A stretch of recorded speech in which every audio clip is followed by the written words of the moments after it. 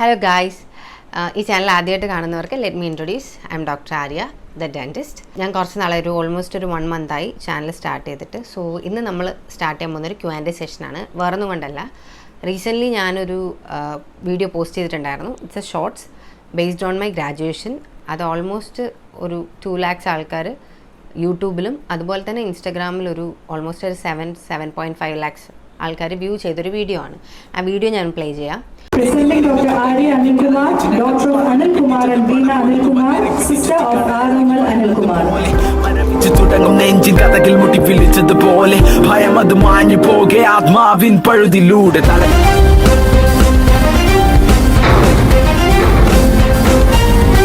എന്തിനാണ് ഞാൻ ഈ Q&A ചെയ്യുന്നതെന്ന് വെച്ചാൽ, ഈ ഒരു വീഡിയോയ്ക്ക് ശേഷം ഒരുപാട് എൻക്വയറീസ് എനിക്ക് വന്നു. ദാറ്റ് ഈസ് എന്താണ് സ്റ്റഡീസിനെ പറ്റിയിട്ട്, എൻ്റെ സ്റ്റഡീസിനെ പറ്റി ചോദിച്ചവരുണ്ട്. അതുപോലെ തന്നെ BDSനെ പറ്റി തന്നെ ചോദിച്ചവരുണ്ട്. BDSനെ പറ്റിയിട്ട് എന്താണ് മാം പറയാനുള്ളത്, സ്കോപ്പ് എങ്ങനെയാണ്, പിന്നെ അതുപോലെ തന്നെ ഞാൻ പഠിച്ചത് ഏത് കോളേജിലാണ് ഞാൻ പഠിച്ചത്, റീസെൻ്റ്ലി വന്നതാണ്, മെറിറ്റ് സീറ്റ് ആണോ അല്ലെങ്കിൽ ഗവൺമെൻറ് കോളേജാണോ പ്രൈവറ്റ് കോളേജാണോ, അങ്ങനെ ഒത്തിരി ഡൗട്ട്സ് വന്നിട്ടുണ്ട്. പറ്റുന്നിടത്തോളം ഞാൻ കമൻസിൽ തന്നെ അവർക്ക് റിപ്ലൈ ചെയ്യാൻ നോക്കുന്നുണ്ട്. DM വരുന്നുണ്ട്. DMലും എനിക്ക് ഡീറ്റെയിൽ ആയിട്ട് പറയുന്നതിന് ലിമിറ്റേഷൻസ് ഉള്ളതുകൊണ്ടും ടൈം ഇല്ലാത്തതുകൊണ്ടും ഞാൻ വിചാരിച്ചു ഒരു Q&A ചെയ്ത് എല്ലാവരുടെയും കുറച്ച് ഡൗട്ട്സും അതുപോലെ തന്നെ ക്വസ്റ്റ്യൻസും അതുപോലെ തന്നെ ക്ലിയർ നീറ്റിനെ പറ്റിയിട്ട്. ഇപ്പോൾ ഞാൻ നീറ്റിൽ കയറിയ സമയത്ത് നീറ്റ് എഴുതി കിട്ടി ഒരു കോളേജിൽ കയറുമ്പോൾ നമ്മൾ ശ്രദ്ധിക്കേണ്ട കാര്യങ്ങൾ, അങ്ങനെ കുറച്ച് കാര്യങ്ങൾ നമ്മൾ വിട്ടുപോകുന്ന കുറച്ച് കാര്യങ്ങൾ അല്ലെങ്കിൽ അറിവില്ലായ്മ കൊണ്ട് വരുന്ന കുറച്ച് കാര്യങ്ങൾ നിങ്ങളുമായിട്ട് ഷെയർ ചെയ്യണമെന്ന് വിചാരിച്ചിട്ടാണ് ഞാൻ ഇന്നൊരു Q&A ചെയ്യുന്നത്. ഓക്കെ, നമുക്കപ്പോൾ വീഡിയോയിലേക്ക് പോവാം. ഞാൻ കുറച്ച് ക്വസ്റ്റ്യൻസ് നോക്കി വെച്ചിട്ടുണ്ട്. സോ അതിനു മുമ്പ് ഞാനൊന്ന് എന്തുകൊണ്ടാണ് ഞാൻ ഈ Q&Aയിലേക്ക് വന്നത് എന്നൊരു ടോപ്പിക്കിനെ പറ്റി പറയാം. വേറൊന്നും കൊണ്ടല്ല, ഞാൻ പറഞ്ഞിരുന്നു ഞാനൊരു വീഡിയോ പോസ്റ്റ് ചെയ്തു. ആ പോസ്റ്റ് ചെയ്ത വീഡിയോയുടെ പേർപ്പസ് ആദ്യം ഞാൻ പറയാം. It's a video about my graduation and ആ ഗ്രാജുവേഷനിൽ ഞാൻ കൃത്യമായി കൊടുത്തുന്ന caption, this is my identity and I want to convey that. എൻ്റെ പേരൻസിനും അതുപോലെ തന്നെ എൻ്റെ ബ്രദറും ഞാൻ അവരുടെ പേര് അനൗൺസ് ചെയ്യുന്ന സമയത്ത് I feel so proud, also my family. So ആ ഒരു മൊമെൻറ്റ് ഞാൻ ഒത്തിരി ആഗ്രഹിച്ച് എനിക്ക് ആ വീഡിയോ കിട്ടാൻ വേണ്ടിയിട്ട് ഞാൻ കുറേ പുറകെ നടന്നു. കാരണം അറിയാം, നമ്മളൊരു വീഡിയോ റെക്കോർഡിങ് നമ്മുടെ ഹോൾ പ്രോഗ്രാമിൻ്റെ നടന്നു കഴിഞ്ഞാൽ എത്രത്തോളം ഡിലേ ആവുന്നുള്ളത്. സോ അത് ഞാനിങ്ങനെ എനിക്ക് വീഡിയോ വേണമെന്ന് പറഞ്ഞിട്ട് നിന്ന് അത് മേടിച്ചെടുത്തതാണ്. സോ എനിക്കത് ഭയങ്കര മെമ്മറബിൾ ആയിട്ട് ചെയ്യണം തോന്നിയിട്ട് ഞാൻ ചെയ്തൊരു വീഡിയോ ആണ്. സോ ആ വീഡിയോ ഭയങ്കര അക്സെപ്റ്റൻസ് ആയിരുന്നു. കണ്ടപ്പോൾ ഗൂസ് ബംസ് വന്നു എന്ന് പറഞ്ഞ് മെസ്സേജ് അയച്ചു ഒത്തിരി കമൻറ്റ്സ്, നിങ്ങൾക്ക് തന്നെ നോക്കിയാൽ കാണാം, ഒത്തിരി കമൻറ്റ്സ് വന്നിട്ടുണ്ട്. So I feel so happy. അതിനുശേഷമാണ് സത്യം പറഞ്ഞാൽ എൻക്വയറീസ് ഇങ്ങനെ ഒരുപാട് വന്നു തുടങ്ങിയത്. സോ ആ വീഡിയോയിൽ ഞാൻ കൃത്യമായി ഇങ്ങനെ പറയുന്നുള്ളൂ, ദിസ് ഈസ് മൈ ഐഡൻറ്റിറ്റി. അതിലെവിടെയും ഞാൻ എൻ്റെ കോളേജിനെ പറ്റിയോ ഞാൻ ഒരു ഗവൺമെൻറ് സീറ്റ് ഹോൾഡറാണോ അല്ലെങ്കിൽ ഞാൻ ഭയങ്കര പഠിപ്പിയാണെന്നോ ഭയങ്കര പഠിപ്പിസ്റ്റാണെന്നോ അത് കാരണം ഞാൻ എന്തോ ഭയങ്കര സംഭവമാണെന്നോ എവിടെയും പറയുന്നില്ല. അപ്പോൾ ഞാൻ ഇന്നിപ്പോൾ ഈ വീഡിയോ ഇടാൻ കാരണം എന്ന് പറഞ്ഞാൽ, ഇന്ന് ഉച്ചയ്ക്കൊരു മെസ്സേജ് എനിക്ക് വന്നു. അത് നെഗറ്റീവായിട്ട് എടുക്കണമോ അത് എനിക്കറിയില്ല. ബട്ട് ആ കമൻറ്റ് ഞാൻ വായിക്കാം. എവിടെയാണ് പഠിച്ചേ, ഗവൺമെൻറ്റിലൊന്നും അല്ലല്ലോ, ഗവൺമെൻറ്റിൽ അല്ലല്ലോ എന്ന് പറഞ്ഞിട്ട് ചിരിക്കുന്നൊരു സ്മൈലി, അത് പൊട്ടിച്ചിരിക്കുന്നൊരു സ്മൈലി. സോ അത് ഞാൻ വേണമെങ്കിൽ പിൻ ചെയ്ത് കൊടുക്കാൻ പറ്റുമെങ്കിൽ കൊടുക്കാം. അതെനിക്ക് സത്യം പറഞ്ഞാൽ ഹേർട്ടായി, എനിക്കത് ഇഷ്ടപ്പെട്ടില്ല. ബിക്കോസ് ഗവൺമെൻറ്റിൽ അല്ലല്ലോ എന്ന് പറഞ്ഞ് ചിരിക്കാൻ ഗവൺമെൻറ്റിൽ പഠിക്കുന്നവർ മാത്രമാണോ ഭയങ്കര കഷ്ടപ്പെട്ട് പഠിക്കുന്നവർ, അല്ലെങ്കിൽ ഈ ഗവൺമെൻറ് കോളേജിൽ പഠിക്കുന്നവർ മാത്രമാണോ ഉറക്കമൊഴിച്ചിരുന്ന് പഠിച്ച് ഈ ഒരു കോഴ്സ് പാസ്സായി ഡോക്ടർ എന്ന് പറയുന്നൊരു ലേബൽ കൊണ്ടുവന്നത്, അല്ലെങ്കിൽ ഗവൺമെൻറ്റിൽ പഠിക്കുന്നവർക്ക് മാത്രമേ ഇതുപോലെ ഒരു കോൺവെക്കേഷൻ നടക്കുമ്പോൾ അല്ലെങ്കിൽ ഒരു ഗ്രാജുവേഷൻ നടന്ന് നമുക്കൊരു അപ്രിസിയേഷൻ കിട്ടുമ്പോൾ ഇങ്ങനൊരു വീഡിയോ ചെയ്യാൻ പാടുള്ളൂ എന്നുണ്ടോ? എനിക്ക് പുതിയതായിട്ട് കിട്ടിയൊരു അറിവാണ്. അങ്ങനെ ഞാനും വിശ്വസിക്കുന്നില്ല. ബിക്കോസ് ഇത് ഞാൻ കഷ്ടപ്പെട്ട് ഞാൻ പഠിച്ച് എനിക്ക് നേടിയൊരു അംഗീകാരമാണ്. സോ അതെങ്ങനെ സെലിബ്രേറ്റ് ചെയ്യണം, അത് ആരുടെയൊക്കെ മുമ്പിൽ പോർട്രേ ചെയ്യണം എന്നുള്ളത്, എങ്ങനെ പോർട്രേ ചെയ്യണം എന്നുള്ളത് എൻ്റെ മാത്രം താല്പര്യത്തെ ബേസ് ചെയ്തിരിക്കുന്ന ഒരു കാര്യമാണ്. പിന്നെ ഞാൻ പഠിച്ച കോളേജ് നിംസ് ആണ്, നെയ്യാറ്റിൻകര, ട്രിവാൻഡ്രം. ഞാൻ അവിടെ മെറിറ്റ് സീറ്റിലാണ് പഠിച്ചത്. ഒരുപാട് പേർക്ക് അറിയണം എന്നില്ല, അതാണ് ഞാൻ കുറച്ചുകൂടി ഡീറ്റെയിൽ ആയിട്ട് പറയണമെന്ന് വിചാരിച്ചത് അബൌട്ട് ദ കോഴ്സ്. ആൻഡ് നമുക്ക് ഇപ്പോൾ ഞാനാണെങ്കിലും നീറ്റ് കഴിഞ്ഞിട്ട് ഒരു കോളേജ് സെലക്ട് ചെയ്യുന്ന സമയത്ത് ഭയങ്കര ഡൗട്ടായിരുന്നു. ഞാൻ ആദ്യം ഗവൺമെൻറ്റിൽ നമുക്കൊരു ഓൾമോസ്റ്റ് 2500, ഞാൻ പഠിച്ചിറങ്ങിയ സമയത്ത് 2500 റേഞ്ചിലൊക്കെ ഉള്ളവർക്ക് ഗവൺമെൻറ്റിൽ BDSന് കിട്ടത്തുള്ളൂ. സോ അത് കഴിഞ്ഞ് നമ്മുടെ റാങ്ക് പോയി കഴിഞ്ഞാൽ നിങ്ങൾക്ക് തന്നെ ഊഹിക്കാം എത്ര റാങ്ക് വരെ എടുക്കും എന്നുള്ളത്. അങ്ങനെ വന്നു കഴിഞ്ഞാൽ നമ്മൾ പിന്നെ ഉള്ളത് പ്രൈവറ്റ് കോളേജാണ്. ഈ പ്രൈവറ്റ് കോളേജിൽ തന്നെ നമുക്ക് മെറിറ്റ് സീറ്റ് ഉണ്ട്, ഗവൺമെൻറ്റിൻ്റെ മെറിറ്റ് സീറ്റ് ഉണ്ട്. മെറിറ്റ് സീറ്റിൽ പോകുന്നവരുണ്ട്, പ്രൈവറ്റിൽ തന്നെ മാനേജ്മെൻറ്റ് കോട്ടയിൽ പോകുന്നവരുണ്ട്. ഞാനവിടെ മെറിറ്റ് സീറ്റിലാണ് പഠിച്ചത്. എനിക്ക് പെർ ഇയർ 3 lakhs ഫീസ് ആവുകയും ചെയ്തു. എന്നാൽ അവിടെ തന്നെ എനിക്ക് കാസ്റ്റ് റിസർവേഷൻ അല്ലെങ്കിൽ കാസ്റ്റിൻ്റെ ഒരു ആനുകൂല്യം ഇല്ലാത്തതുകൊണ്ട് പലർക്കും റിസർവേഷൻ കാരണം എന്ന് വെച്ചാൽ ഇപ്പോൾ ചില OEC കാറ്റഗറീസ് OEC എല്ലാവരും ഞാൻ പറഞ്ഞില്ല, ചില മൈനോറിറ്റി കമ്മ്യൂണിറ്റീസ് SC ST കാറ്റഗറീസിലൊക്കെ ഉള്ള കുട്ടികൾക്ക് ഫ്രീ ആയി പഠിക്കുന്നുണ്ട്. ഞാൻ എടുത്ത അതേ സീറ്റ് തന്നെ മെറിറ്റിൽ അതേ സീറ്റിൽ തന്നെ ഫ്രീ ആയി പഠിക്കാം. ഇപ്പോൾ എൻ്റെ കാസ്റ്റ് അതായിരുന്നുണ്ടെങ്കിൽ എനിക്കും ക്യാഷ് കൊടുക്കേണ്ട കാര്യമില്ല. അതിനർത്ഥം ഞാൻ മാനേജ്മെൻറ്റ് കോട്ടയിലോ അല്ലെങ്കിൽ പ്രൈവറ്റ് കോളേജിൽ കാശ് കൊടുത്ത് കയറി എന്നൊരു ബലത്തിൽ കയറിയ ഒരാളല്ല. കഷ്ടപ്പെട്ട് പഠിച്ച് നീറ്റ് ക്വാളിഫൈ ആയി അത്യാവശ്യം നല്ല റാങ്കോടെ തന്നെയാണ് ഞാൻ പാസ്സായത്. അതാണ് എനിക്ക് ആദ്യം പറയാനുള്ളത്. അത്യാവശ്യം പേഷ്യൻ്റ് എക്സ്പോഷറും ഒക്കെ കിട്ടി തന്നെയാണ് ഞാനും പഠിച്ചിറങ്ങിയത്. ഗവൺമെൻറ് കോളേജും ഈ പ്രൈവറ്റും തമ്മിലുള്ള വ്യത്യാസം ഞാൻ പറഞ്ഞുതരാം. ഗവൺമെൻറ് കോളേജിലായാലും പ്രൈവറ്റ് കോളേജിലാണെങ്കിലും പഠിച്ചാൽ മാത്രമേ പാസ്സാവൂ. കഷ്ടപ്പെട്ട് പഠിച്ചാലേ പാസ്സാവൂ. ഞങ്ങൾക്ക് BBSകാർക്ക് എങ്ങനെയാണെന്ന് എനിക്കറിയില്ല. അതൊന്നും ഞങ്ങൾക്ക് BDSൽ ഒരു വർഷം നമ്മൾ പഠിച്ചു കഴിഞ്ഞ് ഇപ്പം ഫസ്റ്റ് ഇയർ മുതൽ നമ്മൾ പാർട്ട് എ വരെ നമുക്കൊരു പാർട്ട് എ പാർട്ട് ബി ആണ് ഫൈനൽ ഇയർ വരുന്നത്. ഒരു 4.5 ഇയേഴ്സ് നമ്മുടെ സ്റ്റഡീസ് മാത്രം പോകും. അതിൽ ഈ ഫസ്റ്റ് ഇയർ മൊത്തം 4 സബ്ജക്റ്റ് ഉണ്ട്. അതെന്ന് വെച്ചാൽ 2 സബ്ജക്റ്റ് വന്നിട്ട് കമ്പൈൻഡ് ആയിട്ട് ഒരൊറ്റ പേപ്പറാണ്. പിന്നെ 2 സബ്ജക്റ്റും ഉണ്ട്. സോ മൊത്തം 3 സബ്ജക്റ്റ്. അതിൽ 2 നമ്മൾ ഫെയിലായി കഴിഞ്ഞാൽ നമ്മൾ ബാക്ക് ആവും. എന്ന് വെച്ചാൽ 6 മന്ത്സ് ബാക്ക് ആവും. പിന്നെ നമുക്ക് 6 മന്ത്സ് കഴിഞ്ഞാൽ എക്സാം എഴുതാൻ പറ്റും. നമുക്ക് അരിയറോ സപ്ലിയോ അങ്ങനെ ഒന്നും പോലെ ഇല്ല. നമ്മൾ ആ 6 മന്ത്സ് വീണ്ടും എടുത്ത് വേണം നമ്മൾ പഠിച്ച എക്സാം എഴുതാൻ വേണ്ടിയിട്ട്. അതുപോലെയാണ് നമ്മുടെ ഒരു അക്കാഡമിക്സ് പോകുന്നത്. നമ്മുടെ 4th ഇയർ വരെയും അങ്ങനെയാണ്. 4th ഇയറിൽ നമ്മൾ പാർട്ട് എ പാർട്ട് ബി ഉണ്ട്. പാർട്ട് എയിൽ നമുക്കിതുപോലെ വിഷയം പോയി കഴിഞ്ഞാൽ നമുക്ക് പ്രശ്നമില്ല. നമുക്ക് 6 മന്ത്സ് ഒന്നും എടുക്കേണ്ട ആവശ്യമില്ല. നെക്സ്റ്റ് പാർട്ട് ബി എഴുതുന്നതിൻ്റെ കൂട്ടത്തിൽ തന്നെ നമുക്ക് എഴുതി ക്ലിയർ ചെയ്തിട്ട് ഹൗസ് സർജൻസി കയറാം. ഓരോ വർഷവും കഷ്ടപ്പെട്ട് പഠിച്ചാൽ മാത്രമേ, എന്ന് വെച്ചാൽ ഉഹാസ് വെറുതെ Kerala university of health science നിങ്ങൾക്ക് നോക്കിയാൽ അറിയാം എത്രത്തോളം ടഫാണെന്നുള്ളതും എത്രയൊക്കെ കുട്ടികളെ പാസ്സാക്കുന്നുള്ളത്. സോ അത്രയും കഷ്ടപ്പെട്ട് പഠിച്ച് തന്നെയാണ് ഞാൻ ഇവിടെ ഈ ഒരു ഗ്രാജുവേഷൻ വരെ എത്തിയത്. അതൊരു പോയിന്റ്. പിന്നെ പറയാനുള്ളൊരു കാര്യം എന്ന് പറയുന്നത് ഞാൻ ഓൾറെഡി മെൻഷൻ ചെയ്ത ആ മെറിറ്റ് സീറ്റാണ്. കാരണം ഒത്തിരി കുട്ടികൾക്കും അറിയാത്ത കാര്യമാണ്. ഇപ്പം ഞാനാണെങ്കിലും എൻ്റെ നീറ്റ് ജേർണിയിൽ പറയണമെന്ന് വിചാരിച്ചതാണ്. ഞാൻ നീറ്റ് കിട്ടി, ഞാൻ പറഞ്ഞല്ലോ ഞാൻ നീറ്റ് കിട്ടി. റാങ്ക് നോക്കിയ സമയത്ത് എനിക്ക് ഗവൺമെൻറ്റിൽ കിട്ടില്ല. ഗവൺമെൻറ്റിലിപ്പം MBBS ഞാൻ നോക്കി, MBBS കിട്ടില്ലെന്ന് പറഞ്ഞപ്പോൾ തന്നെ ഞാനത് വിട്ടു. കാരണം എന്നെക്കൊണ്ട് ഇപ്പം ഞാനൊരു മിഡിൽ ക്ലാസ് ഫാമിലിയിലുള്ളതാണ്. എനിക്ക് ലിമിറ്റേഷൻസ് ഉണ്ട്. സോ എനിക്ക് അങ്ങനെ പഠിക്കാൻ പറ്റില്ല. ഞാനത് കംപ്ലീറ്റ്ലി അത് ഡ്രോപ്പ് ഔട്ട് ചെയ്തു. ബട്ട് എൻ്റെ ഫാമിലിയിൽ അത് അവർക്ക് വേണം തോന്നി. എസ്പെഷ്യലി എൻ്റെ അമ്മ വേണം തോന്നിയിട്ട് ഒരു ഏജൻസി വഴി പുറത്തേക്ക് ട്രൈ ചെയ്യാം, പുറത്തേക്ക് നമുക്ക് ട്രൈ ചെയ്തുകൂടെ എന്ന് പറഞ്ഞ് പോകാൻ വേണ്ടിയിട്ട് പ്ലാൻ ചെയ്ത് പോയപ്പോൾ ഞങ്ങൾക്ക് അലോട്ട്മെൻറ്റിന് കൊടുക്കേണ്ടതെന്ന് വെച്ചാൽ നമ്മുടെ കോളേജ് ഓപ്ഷൻ വെക്കേണ്ട തലേ ദിവസമാണ് ഞാൻ അതൊന്നും ഇത് ഇന്ന ദിവസം തീരുന്നോ ഒന്നും ഞാൻ നോക്കുന്നില്ല, എനിക്ക് വേണ്ട. ഞാൻ എല്ലാ കോളേജിലും തിരക്കി. എന്ന് വെച്ചാൽ ഞാനിനി BSc നഴ്സിംഗ് പഠിക്കാൻ എന്ത് ചെയ്യണം, അല്ലെങ്കിൽ BPharm പഠിക്കാൻ എന്ത് ചെയ്യണം, PharmD പഠിക്കാൻ എന്ത് ചെയ്യണം, ഇനി എഞ്ചിനീയറിങ്ങിന് പോകണോ, എനിക്ക് അറിയില്ല. എനിക്ക് ആ സമയത്ത് എനിക്ക് സത്യം പറഞ്ഞാൽ ഇതെന്നല്ലാതെ എനിക്ക് വേറൊരു വിഷയം. ഞാൻ എല്ലാ കോളേജിലും തിരക്കി. ഏതൊക്കെയോ കോളേജിൽ വിളിച്ച് ഓക്കെ ഇതിങ്ങനെ ആക്കാം, അല്ലെങ്കിൽ ഒപ്റ്റോമെട്രിക്ക് പോവാം, പാരാമെഡിക്കൽ കോഴ്സ്. എൻ്റെ കൂട്ടുകാർ തന്നെ സെയിം, ഞാൻ ഒരു വർഷം റിപ്പീറ്റ് ചെയ്തിട്ടാണ് വന്നത്. സോ ആ ഒരു ഗ്യാപ്പിലിടയിൽ പാരാമെഡിക്കൽ കോഴ്സിന് കയറിയ കുട്ടികൾ എൻ്റെ കൂടെ ഉണ്ട്. അവരൊക്കെ ഞാൻ വിളിച്ച് ചോദിച്ചു CAക്ക് പോവാം. അങ്ങനെ ഒരു പ്ലാൻ ഇല്ലാതെ ഞാൻ ആരൊക്കെയോ വിളിച്ച് ചോദിച്ചു. പക്ഷേ ലാസ്റ്റ് MBBSന് ഇങ്ങനെ പുറത്തേക്ക് പോകാമെന്ന് വീട്ടുകാർ പറഞ്ഞപ്പോൾ ഒരു കൺസൾട്ടൻസി ഞങ്ങൾ ചൂസ് ചെയ്ത് പോയതാണ്. ബേക്കറി ജംഗ്ഷനിലെന്തോ ആണ്. അവിടെ ചെന്നപ്പോൾ പുള്ളിക്കാരനാണ് നോക്കിയിട്ട് പറഞ്ഞത്, ഇത് സെൽഫിൽ കിട്ടും, ഈസി ആയിട്ട് കിട്ടും, നിങ്ങളൊന്ന് ട്രൈ ചെയ്ത് നോക്ക്, ജസ്റ്റ് ഫീസ് ഇങ്ങനെയൊക്കെ ആവുള്ളൂ, ട്രൈ ചെയ്ത് നോക്ക്, പോയി അപ്ലൈ ചെയ്യാൻ പറഞ്ഞു. പുള്ളിയുടെ വാക്കും കണ്ടിട്ട് ഞാൻ ആ ടൈമിൽ പോയി അങ്ങ് വെറുതെ അപ്ലൈ ചെയ്തതാണ്. അതും എൻ്റെ ഫസ്റ്റ് ഓപ്ഷനായിരുന്നു നിംസ്. ഞാൻ എവിടെയും എന്ന് വെച്ചാൽ എനിക്ക് ഞാൻ ട്രിവാൻഡ്രമാണ്, എനിക്ക് പോയി വരാൻ എളുപ്പത്തിന് ഞാൻ നോക്കിയപ്പോൾ എനിക്ക് അടുത്ത് നിംസാണ്. ഞാൻ വേറെ ഒന്നും നോക്കിയില്ല, എനിക്ക് വേറെ ഒന്നും നോക്കാൻ അറിയില്ല ആ ടൈമിൽ. അപ്പോൾ ഞാൻ നേരെ നിംസ് ഫസ്റ്റ് ഓപ്ഷൻ വെച്ചു. എനിക്ക് ഫസ്റ്റ് അലോട്ട്മെൻറ്റിൽ നിംസ് കിട്ടി. അങ്ങനെയാണ് ഞാൻ നിംസിലേക്ക് ജോയിൻ ചെയ്യുന്നത്. പറയാൻ വന്നൊരു കാര്യം എന്ന് പറഞ്ഞാൽ പല കുട്ടികൾക്കും എന്നെപ്പോലെ ഒരു ട്രബിളിൽ പെടുന്ന ഒത്തിരി പേര് ഇപ്പോൾ 2025 നീറ്റ് വരാൻ പോവാണ്. സോ അറിയാത്തൊരു കാര്യമാണ്. ഇപ്പം ഞാനാണെങ്കിലും ഫീസിൻ്റെ കാര്യം ഉദ്ദേശിച്ചിട്ടാണ് ബാക്കൗട്ട് അടിച്ചത്. പക്ഷേ ഞാൻ ഈ പറഞ്ഞ പോലെ തന്നെ നിങ്ങൾക്ക് ഫ്രീ ആയി പഠിക്കാൻ പറ്റും. സെൽഫ് ഫൈനാൻസിങ് കോളേജിൽ മെറിറ്റ് സീറ്റ് ആണെന്നുണ്ടെങ്കിൽ നിങ്ങൾക്ക് ഫ്രീ ആയി പഠിക്കുന്ന ഓപ്ഷൻസ് ഉണ്ട്. അത് ഞാനീ പറഞ്ഞ SC ST കാറ്റഗറി, OEC കാറ്റഗറീസിൽ ചില OEC കാറ്റഗറീസിലുള്ളവർ ജസ്റ്റ് ഒന്ന് അതിനെപ്പറ്റി തിരക്കുക ബിഫോർ ജോയിനിങ് എ കോളേജ്. ഒരു കോളേജ് സെലക്ട് ചെയ്യുമ്പോൾ അല്ലെങ്കിൽ നിങ്ങൾ നീറ്റ് കഴിഞ്ഞിട്ടായാലും ഇതിനെപ്പറ്റി നന്നായി തിരക്കുക.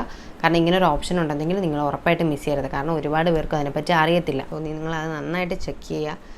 എന്നിട്ട് ഒരു കോളേജ് സെലക്ട് ചെയ്യുക. ഒരു ഓപ്ഷൻ നിങ്ങൾക്ക് ഉണ്ടെന്നുണ്ടെങ്കിൽ ഉറപ്പായിട്ട് നിങ്ങളത് മിസ് ചെയ്യാതിരിക്കും. വേറൊരു ക്വസ്റ്റ്യൻ വന്നതായിരുന്നു നീറ്റിനെ പറ്റിയിട്ട് തന്നെയാണ്. നമ്മൾ എങ്ങനെ പ്രിപ്പയർ ചെയ്യണം, അതൊരു +1 +2 ക്ലാസ്സിലുള്ള കുട്ടികൾ ചോദിച്ചിട്ടുള്ളതാണ്. നീറ്റ് പ്രിപ്പയർ ചെയ്യുന്നതിനെ പറ്റി. +1 +2 പഠിക്കുന്ന കുട്ടികളാണെന്നുണ്ടെങ്കിൽ അത് ശ്രദ്ധിക്കേണ്ട കാര്യം, നിങ്ങൾ നന്നായിട്ട് നിങ്ങളുടെ ഈ ഒരു സ്കൂൾ ടൈമിൽ ആ ഒരു +1 +2 എസ്പെഷ്യലി +2 മാർക്കിലേക്ക് കോൺസെൻട്രേറ്റ് ചെയ്യുക, നല്ല മാർക്ക് സ്കോർ ചെയ്യുക. ആ സ്കോറിനെ ബേസ് ചെയ്ത് തന്നെ ഞാൻ പഠിച്ചത് പാലയിലാണ്, ബ്രില്യൻ്റ് പാലയിലാണ്.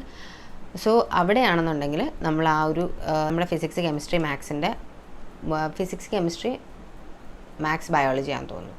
അങ്ങനെ നമ്മുടെ ആ ഒരു അത്രയും മാത്രം നമ്മുടെ ഈ ലാംഗ്വേജ് അല്ലാത്ത സബ്ജക്റ്റിൻ്റെ എല്ലാം ആവറേജ് എടുക്കും. അതെടുക്കുന്ന സമയത്ത് നമുക്ക് 93 ഉണ്ടെങ്കിൽ നമുക്ക് ആ ടൈമിൽ ഞാൻ പഠിച്ചിരുന്ന സമയത്ത്, ഇപ്പോൾ ചിലപ്പോൾ കട്ട് ഓഫ് വീണ്ടും കൂട്ടിക്കാണും, ആ ടൈമിൽ പാലയിലേക്ക് നമുക്ക് അഡ്മിഷൻ കിട്ടത്തുള്ളൂ.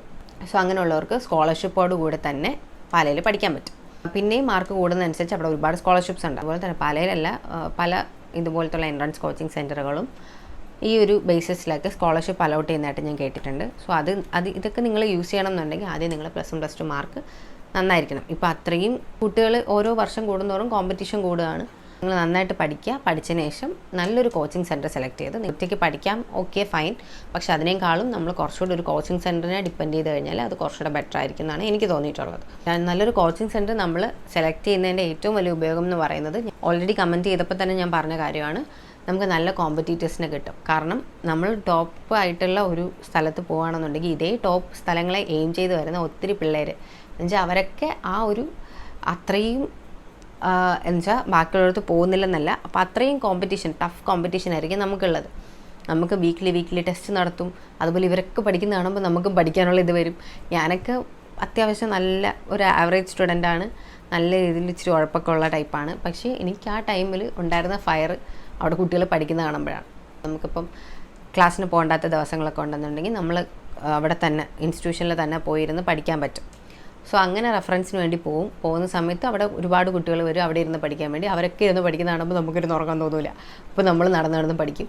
അപ്പോൾ അങ്ങനെ ഒരു സ്പിരിറ്റ് നമ്മളിൽ കൊണ്ടുവരാൻ വേണ്ടിയിട്ട് നമുക്കിതുപോലെ നിന്ന് പഠിക്കുകയാണെങ്കിൽ അത് കുറച്ചുകൂടെ ഹെൽപ്ഫുൾ ആവുമെന്ന് എനിക്ക് തോന്നിയിട്ടുണ്ട്. എനിക്ക് പേഴ്സണലി എൻ്റെ എക്സ്പീരിയൻസ് ആണ്. സോ അത് കുറച്ചുകൂടെ ബെറ്റർ ആയിരിക്കും. അതിന് വേണ്ടിയിട്ട് നിങ്ങളിപ്പോൾ +2 നല്ലൊരു മാർക്ക് സ്കോർ ചെയ്ത് കഴിഞ്ഞാൽ ക്യാഷ് ഉള്ളവർക്ക് കുഴപ്പമില്ല, അല്ലാത്തവരെയാണ് ഞാൻ പറയുന്നത്. ഞാനൊരു മിഡിൽ ക്ലാസ് ഫാമിലിയിൽ നിന്ന് വന്നതാണ്. സോ ഞാൻ ആ ഒരു വിഷനിലാണ് പറയുന്നത്. സോ അങ്ങനെ ആ ഒരു കാശിൻ്റെ ബുദ്ധിമുട്ട് കൊണ്ട് എവിടെയും നിങ്ങൾ ബാക്കായി പോകത്തില്ല. അത്തരത്തിലുള്ള ഓപ്പർച്യൂണിറ്റീസാണ് ഇപ്പോൾ ഉള്ളത്. പിന്നെ ഞാൻ പറഞ്ഞ പോലെ നീറ്റിൽ കയറി കഴിഞ്ഞാൽ നോക്കുക നിങ്ങൾക്ക് കിട്ടിയ റാങ്ക് എത്രയാണ്, ആ റാങ്കിൽ നിങ്ങൾക്ക് എവിടെ കിട്ടും. സെൽഫിലാണെങ്കിൽ ഞാൻ പറയുന്ന കാറ്റഗറീസിലുള്ള കുട്ടികൾ ഒന്ന് ചെക്ക് ചെയ്യുക, അവർക്ക് ഫ്രീ ആയി തന്നെ പഠിക്കാനുള്ള ചാൻസും കിട്ടും. പിന്നെ പറഞ്ഞൊരു കാര്യമാണ് BDSൻ്റെ സ്കോപ്പ്. BDSനെന്നല്ല, ഇപ്പോൾ ഏതൊരു ഫീൽഡ് നമ്മളെടുത്താലും, ഇപ്പോൾ നമ്മളതിനെ കളിയാക്കി പറയാറുണ്ടായിരുന്നു, ഒരു കല്ലെടുത്തെറിഞ്ഞ് ഏതെങ്കിലും വീഴുന്ന ഒരു എഞ്ചിനീയറുടെ തലയിലായിരിക്കും. അതുപോലെ തന്നെയാണ് ഇപ്പോൾ BDSൻ്റെ അവസ്ഥ. BDS എന്നല്ല, ഏതാണെങ്കിലും നമ്മളെടുക്കുന്ന ഫീൽഡ് ഏതാണോ അതിന് സ്കോപ്പ്. ഇപ്പോൾ കോമ്പറ്റീറ്റീവ് ഫീൽഡാണ്, ഞാൻ പറഞ്ഞ പോലെ അത്രയും സാച്ചുറേഷനാണ്, ഒരുപാട് കാര്യങ്ങളുണ്ട്, അതില്ലെന്നല്ല. എന്നാലും നമ്മളെടുക്കുന്ന ഫീൽഡ് ഏതാണെങ്കിലും അതിൽ നമ്മൾ എസ്റ്റാബ്ലിഷ് ആവണമെങ്കിൽ അത് വിചാരിക്കേണ്ടത് നമ്മളാണ്, അതിനുള്ള റൂട്ട് തിരക്കേണ്ടതും നമ്മളാണ്. ഞാനിപ്പോൾ പറയേണ്ടതെന്ന് വെച്ചാൽ +2 കഴിഞ്ഞ് നിങ്ങൾ ഏതൊരു കോഴ്സ് ആയിക്കോട്ടെ, അത് BDS തന്നെ ആവണമെന്നില്ല, നിങ്ങൾ ഏത് കോഴ്സ് എടുത്താലും ശരി, ആ കോഴ്സിൽ നിങ്ങൾ സ്റ്റിക്ക് ഓൺ ചെയ്തിരിക്കണം.